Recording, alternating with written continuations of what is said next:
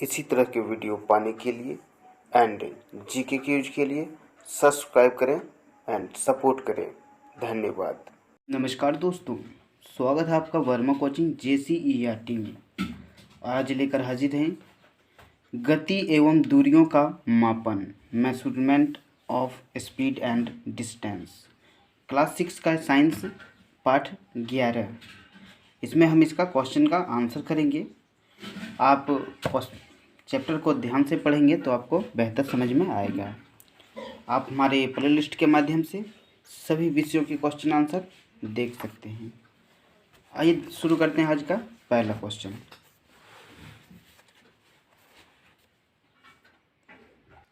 पहला क्वेश्चन है कि 5 किलोमीटर में खाली जगह मीटर होते हैं, तो 5 किलोमीटर में 5000 मीटर होते हैं।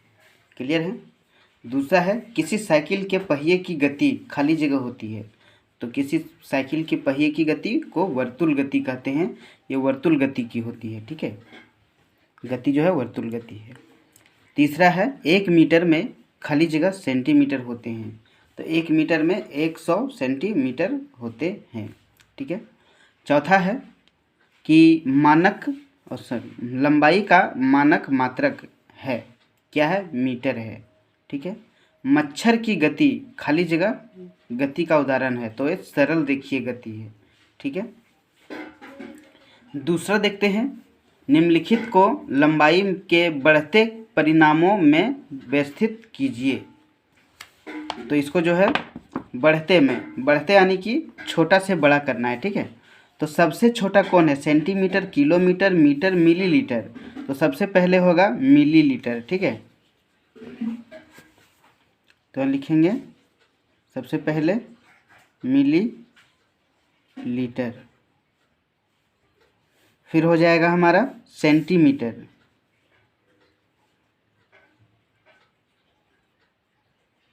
सेंटीमीटर, उसके बाद हो जाएगा मीटर, इसके बाद सबसे बड़ा कौन है, किलोमीटर,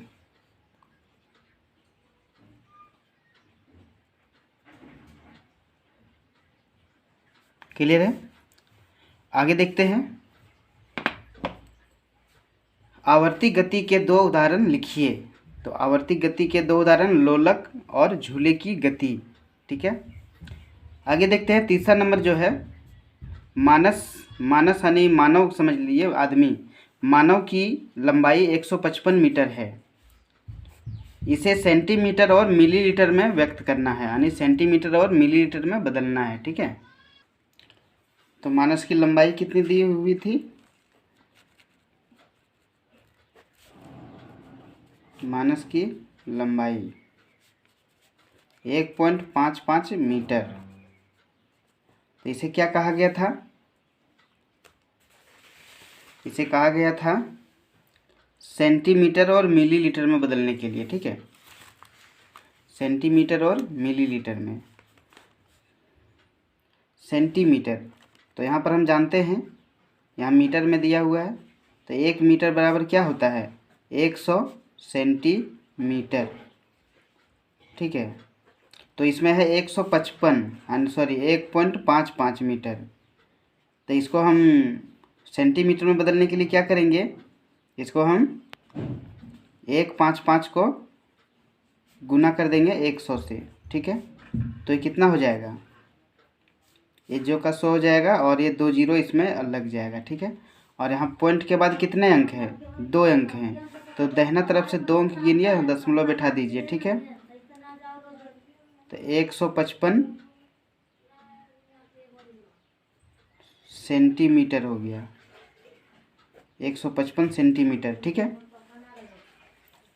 अब इसमें इसको कहा गया था कि, और इसको कहा गया था एक बार मिलीलीटर में बदलने के लिए, ठीक है। ये पहला हो गया। अब दूसरा बार बोला था मिलीलीटर में बदलने के लिए, तो क्या करेंगे हम जानते हैं जैसा कि 1 सेंटीमीटर में कितने मिलीलीटर होते हैं, 10 मिलीलीटर, मिलीमीटर बोला गया ना, मिलीमीटर, ठीक है। तो 155 है ना, कितना 155 सेंटीमीटर है, सेंटीमीटर। तो 155 सेंटीमीटर को क्या करेंगे, 155 को हम 100 से गुना कर देंगे, ठीक है। तो कितना हो जाएगा, 155 पर 2 जीरो, ये हो गया ये हो गया मिलीलीटर, मिलीलीटर, ठीक है। मिलीमीटर हो गया ये 155 मिलीमीटर, ठीक है। आगे देखते हैं, छठा नंबर है, आगे तीसरा नंबर हुआ ना, चौथा नंबर अब देखते हैं।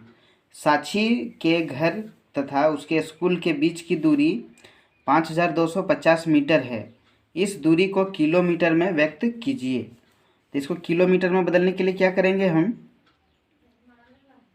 जैसा कि हम जानते हैं कि 1 किलोमीटर में क्या होता है, यहाँ पर बना के दिखा देते हैं 4 नंबर का, ठीक है।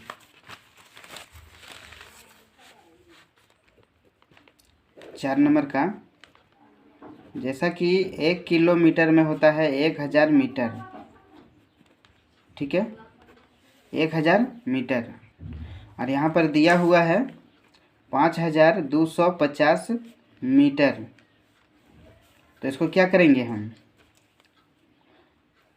5250 मीटर को हम 1000 से भाग लगा देंगे, ठीक है। ये जीरो ख़त्म हो गया, क्या है 525, ये 2 जीरो नीचे है तो 2 अंक दाहिना तरफ से गिनिए, 1 2, यहाँ पर दशमलव बैठा दीजिए, ये आपका किलोमीटर में हो गया, ठीक है।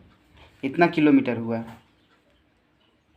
आगे देखते हैं, पांचवा हो गया है, छठा, कदम का उपयोग लंबाई के मानक मात्रक के रूप में क्यों नहीं किया जा सकता है। तो देखिए, अगर हम कदम से नापते हैं, पैर से नापते हैं कोई भी लंबाई, तो वो क्या है कि मीटर सेंटीमीटर में उसको वो अधिक हो जाएगा या फिर कम भी हो सकता है ना। इसीलिए हम लोग क्या करते हैं कि कदम का उपयोग मात्रक के रूप में नहीं करते हैं लंबाई नापने के लिए, ठीक है। तो इसका उत्तर है कि कदम का उपयोग लंबाई के मानक मात्रक के रूप में नहीं किया जाता है, क्योंकि सभी मनुष्य का कदम का आकार अलग अलग होता है, ठीक है। 7वां नंबर क्वेश्चन है कि पृथ्वी के 2 प्रकार की गति का वर्णन कीजिए। तो पृथ्वी के 2 प्रकार की गति जो है, एक वर्तुल गति और एक आवर्ती गति। तो वर्तुल गति का वो एग्जाम्पल लेते हैं। इस गति में पृथ्वी वृत्तीय पथ के अनुदिश गति करती है, और आवर्ती में क्या है, इस गति में वस्तुएं एक निश्चित समय अंतराल के बाद अपना गति दोहराती है, ठीक है। 8वां नंबर है कि किसी चलती हुई साइकिल के पहिए तथा चलते हुए छत के पंखे की गतियों में समानताएं तथा असमानताएं लिखिए। तो इसका आंसर देखते हैं कि किसी चलती हुई साइकिल के पहिए तथा चलते हुए छत के पंखे की गति दोनों वर्तुल गति का उदाहरण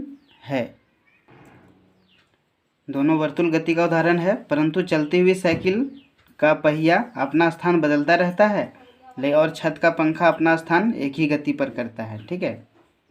9 नंबर है कि मीटर पैमाना द्वारा लंबाई मापते समय किन किन सावधानियों को बरतना चाहिए। तो ये जो है, मीटर पैमाना नापते समय निम्न बातों की सावधानी बरतनी चाहिए। पहला, मीटर पैमाना को वस्तु की लंबाई के समांतर उससे सटाकर रखना चाहिए।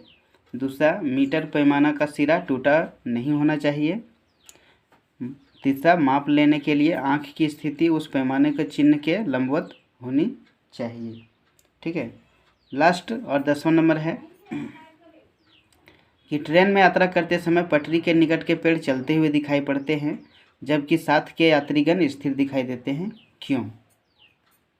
तो उत्तर है इसका कि ट्रेन में यात्रा करते समय पटरी के निकट पेड़ चलते हुए दिखाई पड़ते हैं, जबकि साथ के यात्रीगण स्थिर दिखाई देते हैं, क्योंकि पटरी के निकट पेड़ों की अपेक्षा ट्रेन की गति में है और ट्रेन में बैठे हुए आदमी